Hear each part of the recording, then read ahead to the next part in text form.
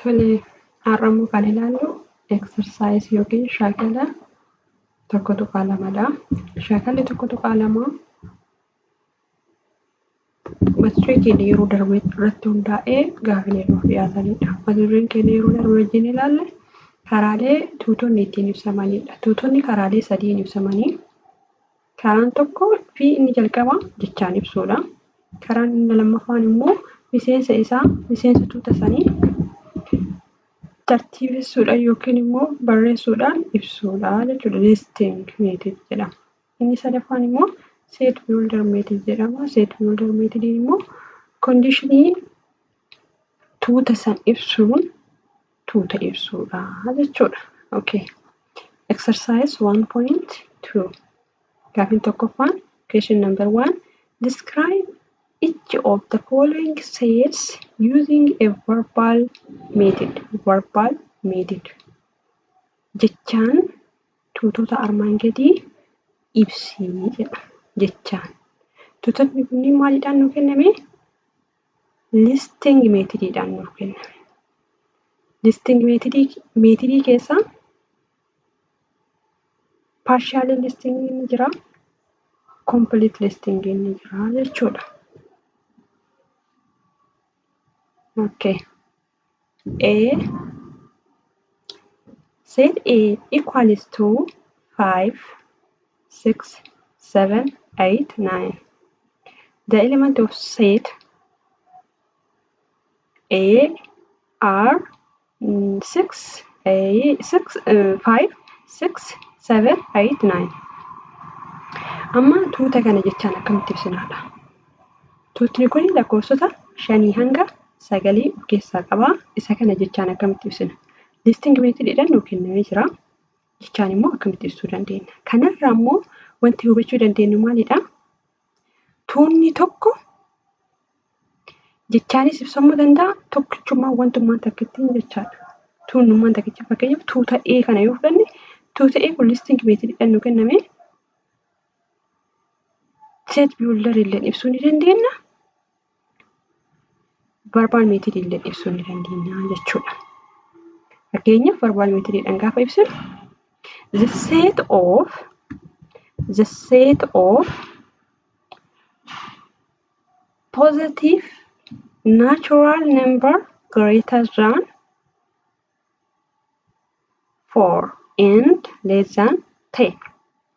Greater than 4 and less than 10. Jennee ibsuu ni dandeenya jechuudha. The set of positive natural number. Or we can say that the set of natural number because natural number starts from 1 and it has no ending. Or we can say that the set of natural number which is greater than 4 and less than 10. We can also say that the set of positive natural number greater than or equal to 5 and less than or equals to 9. B m equals to brace 2, 3, 5, 7, 11, 13. Lakkoofsonni kunniin maalidha? Jechaan gaafa ibsinu waa'ee lakkoofsota kanneenii beekuu qabna jechaadha. Lakkoofsi kun natural number jedhamoo, whole number jedhamoo, integer jedhamoo, prime jedhamoo, compositeidha. Waan jedhu beekuudha qabna jechuudha ibsuudhaaf. Lakkoofsi kun lakkoofsota hiramaa tokkoo fi mataa isaa qofa qabudha. Lakkoofsi hiramaa tokkoo fi mataa isaa qofa qabu immoo prime number jedhama. Prime number or lakkoofsota kopxii isaan jennuu isaaniidha jechaadha. So tuuta kana kam jennee ibsuu dandeenya? The set of prime number between 2 and 13 including both jechuu dandeenya. Yookaan immoo the set of prime number which is less than or equals to 13 jechuu ni dandeenya. Karaa biraatiin immoo the set of prime number greater than or equals to 2 and less than or equals to 13 jechuu ni dandeenya jechaadha. Karaa baay'eedhaan ibsuu dandeenya jechaan. Okay. C. G equals to 8, 9, 10. 8, 9, 10. Lakkoofsi kun lakkoofsa naturally jennee ibsuu ni dandeenya. Whole number jennee ibsuu ni dandeenya. Integer numbers jennee ibsuu ni dandeenya jechuudha. If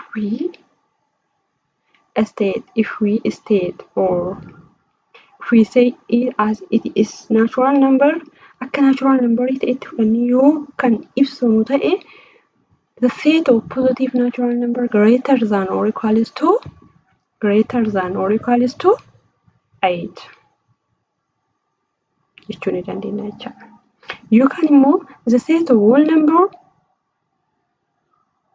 which is greater than or equals to 8 jechuu ni dandeenya. And also we can describe it in terms of integer number. D. E equals to 1, 3, 5 up to 99.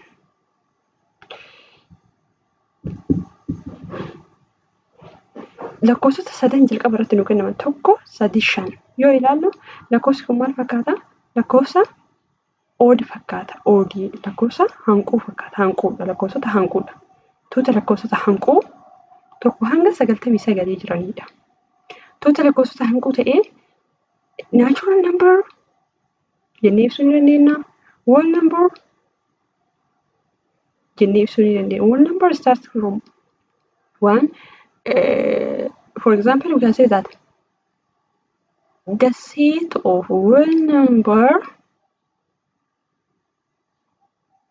greater than or equals to 1 and less than or equals to 99 jennee ibsuu ni dandeenya jechuudha. Kanaafuu listing methodidhaan tuutti nu kennamee barbaad methodidhaan ibsaa gaafa jedhamne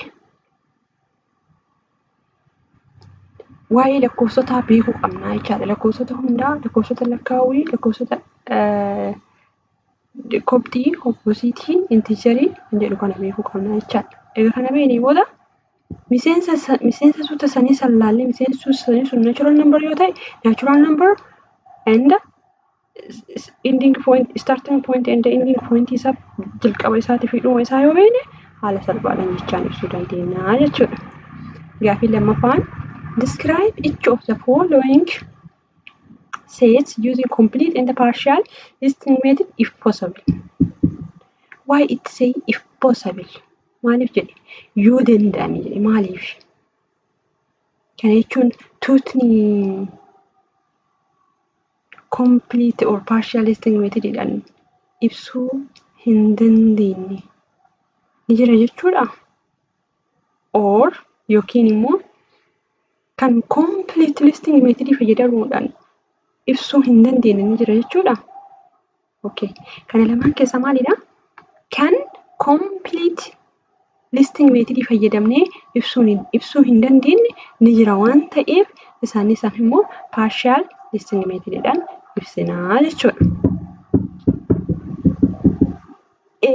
The set of even natural numbers below or equals to 10. Even is even natural number. Even is not odd. Lakkoofsa guutuudha. Natural number idha. Less than 10 idha. Inni kun lakkoofsi isaa baay'ee waan hin taaneef complete listing methodidhaan ibsuu ni dandeenya. Kana jechuun tuuta isaa hunda mallattoo tuutaa keessatti barreessuudhaan ibsuu ni dandeenya jechuudha. Okay. Kanaafuu n equals to n natural number is edda bu'uun isaa n dha.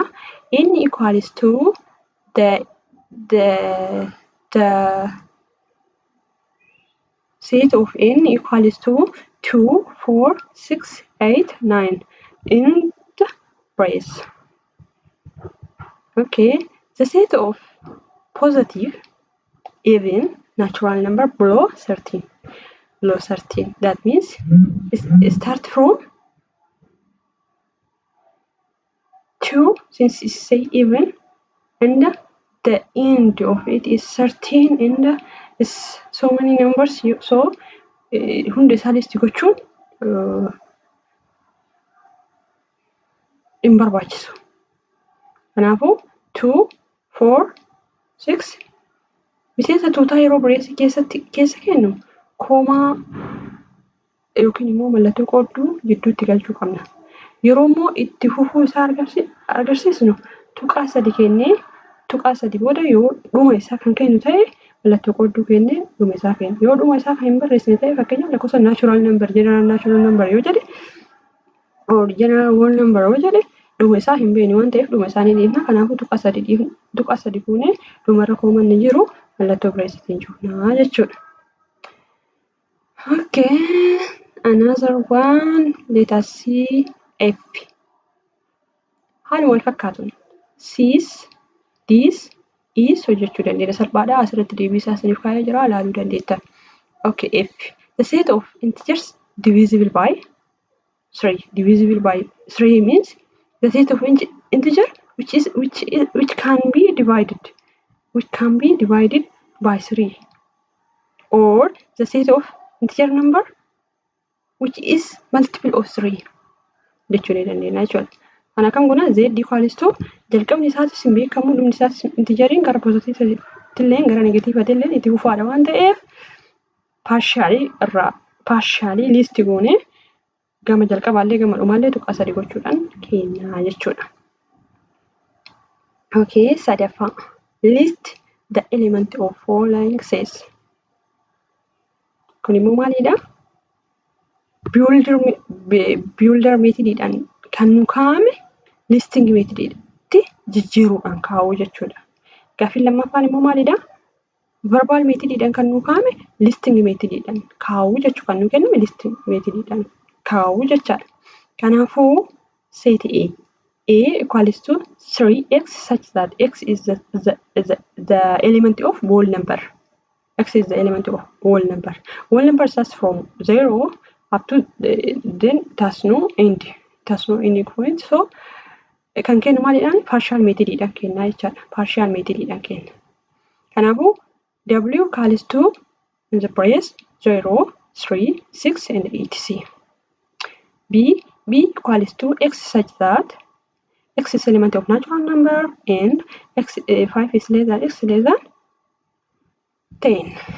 N equals to is less than. It is not say that less than or equals to. So 5 and 10 is not included. 5 shanii fi 10 included keessatti hin goonu jechaadha. Keessatti hin hammachiifnu jechaadha. Kanaafuu n equals to in the brace 6, 7, 8, 9. Here there's no need of comma. Mistake. Okay. Question number 4. Write the following sets using builder method. Amma listing method jedhamu kenname builder method itti jijjiiree. Xiqqishoonni kun yeroo jalqabaatiif xiqqishu jajjabaachuu danda'a. Haa ta'u garuu salphaadha. Akkam goona A. Tuutni A nu kennamee jira. Tuutni A lakkoofsota natural number qabatee jira. Natural number sun immoo oddidha. Oddidha. Kanaafuu A equals to in the brace x such that x is the element of natural number. X is the element of natural number idha. Waan lamaan ibsamu. X in element of natural number idha. Akkasumas immoo maalidha? Oddidha. Conditionii tuuta as keessa jiru kana ibsu brace keessatti kaa'uu jechaadha. Builder method jedhamu ibsu. B 2, 4, 6, 8. 2, 4, 6, 8 is even number. So even number ta'ee whole numbers jechuu dandeenya, natural numbers jechuu dandeenya. Kanaafuu b equals to x such that x is element of even natural number, and 2 is less than or equals to x less than or equals to 8. E. I jump over C and C irra darbeetiin jira. C leessuu hin dandeenya. C is the element of C equals to x such that x of the element of natural number and x is the square of natural number or the square of n up to 5 jechuu ni dandeenya jechaadha C'dhaaf. Okay, in tuutni isaa -10 negatiiva 10 hanga 5tti jira. 0 jidduun jira. Jidduudha wanti hanqatee hin jiru. Kanaafuu integer numberidha. Integer numberii -10 irraa negatiiva 10 hanga 5tti jechaadha. Kanaafuu set builderidhaan gaafa ibsinu e equals to the brace x such as x is element of integer number and -10 is less than or equals to x less than or equals to 5 less than or equals to 5 equals to 5 is means here. Okay, equals to here, yeah, equals to 5. Okay,